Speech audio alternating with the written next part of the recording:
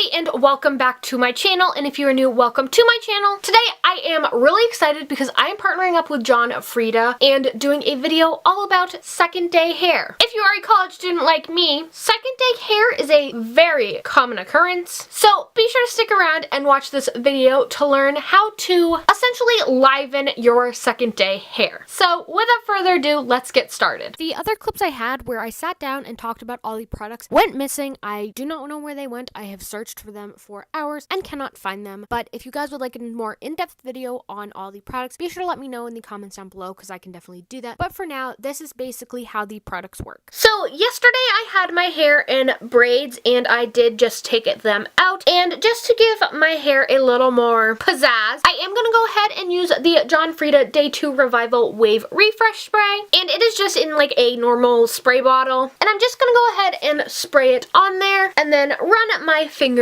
through it. And now I am all set to go. Overall, it just gives it a little more of a tousled look to it, in my opinion. I also think it adds a little bit of shine without adding a lot of oil. I also think it gives the waves a little bit more structure. So it is now later on in the day. It is the same day that I have used the Wave Refresh Spray. And up along here is definitely looking a bit more oily than earlier. Down at the bottom, it's not as bad. It just looks shiny because of the Wave Refresh Spray. But my roots have definitely gotten a bit more oily. So I am going to go ahead and use the dry shampoo and show you guys the difference it can make. Obviously, you're going to want to shake it first.